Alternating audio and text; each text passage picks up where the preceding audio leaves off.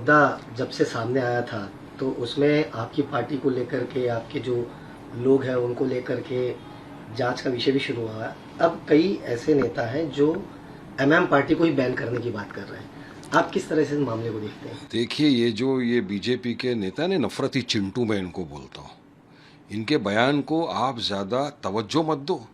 इनका काम ही हर आए दिन आके अनाप शनाप बकवास करना है, और इस नेता का मानसिक संतुलन खो चुका है जो इस तरह की बकवासबाजी कर रहा है।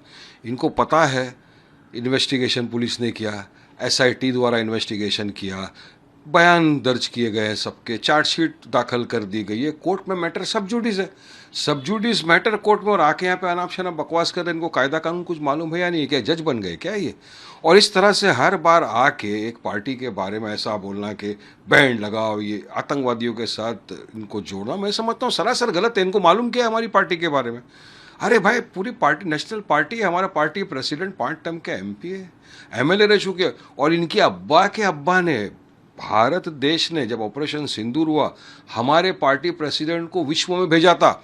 आतंकवादियों की वाट लगा के आए विश्व में जाके हमारे पार्टी प्रेसिडेंट, धो डाला पूरी तरह आतंकवादियों को वहां पर जाके। पूरी आतंकवादी पाकिस्तान के पोल खोल के आए पूरे विश्व में।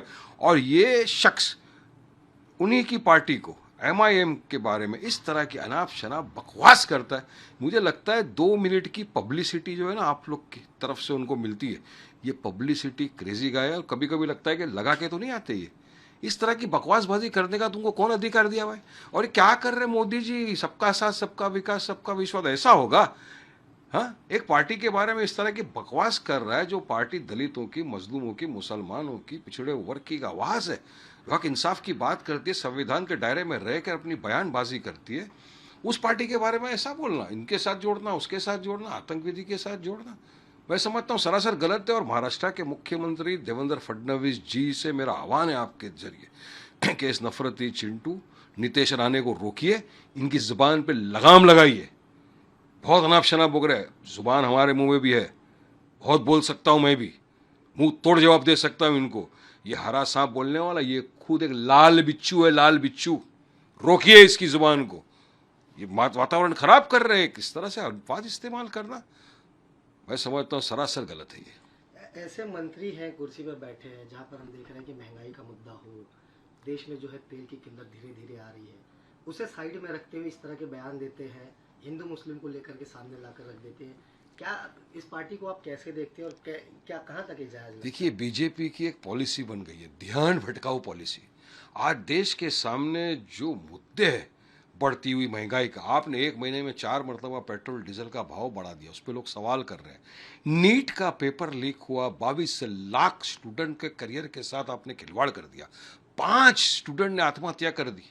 मैं तो बोलता हूँ ये आत्महत्या नहीं है, ये कोल्ड ब्लडेड मर्डर है। इसकी अकाउंटेबिलिटी आपने फिक्स नहीं की। पूरा विपक्ष, सब लोग, धर्मेंद्र प्रधान एजुकेशन मिनिस्टर का इस्तीफा मांग रहे, आप उन पर अकाउंटेबिलिटी फिक्स नहीं कर रहे, वो इस्तीफा नहीं दे रहे हैं।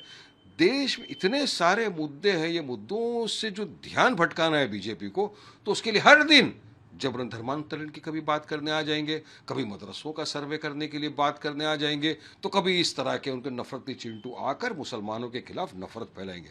12 साल से भाजपा सरकार सत्ता में, आप देखिए उन्होंने एक ही काम किया, विकास के नाम पे तो जीरो है, काम एक ही किया, नफरत फैलाने का, खास तौर से मुसलमान समाज के खिलाफ नफरत फैलाओ, बदनाम करो, झूठा झूठा उनके खिलाफ भ्रम फैलाओ और अपनी गंदी राजनीति को चमकाओ, यही किया है। मगर देश की जनता अब जागरूक हो चुकी है, वो सवाल कर रही है सरकार से, बताइए महंगाई का क्या होगा, डॉलर के बनिस्बत रुपये का क्या हो रहा है, फॉरेन पॉलिसी क्या है, अनएम्प्लॉयमेंट बढ़ गया, उसके बारे में आपके पास क्या नीति है, नीट का पेपर लीक हो रहा है, सीबीएसई के अंदर इशू चल रहा है।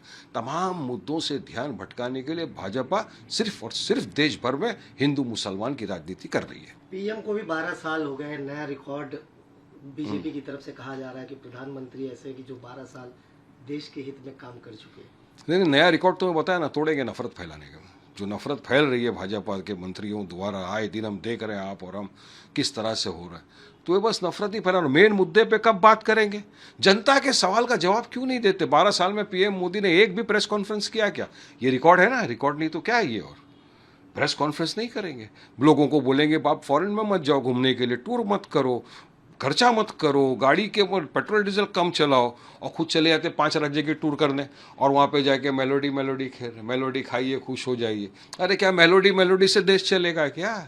हाँ, देश के मुद्दे हैं। या हम नहीं गए घूमने, आप चले गए घूमने के लिए, अभी यही तो पीएम का काम है। ये रिकॉर्ड तोड़ा ना उनने, और बड़ी बड़ी फेंकने में तो कोई हाथ पकड़ ही नहीं सकता है। लंबा लंबा छोड़ेंगे, उसके सिवा काम की कोई बात नहीं करेंगे ये लोग।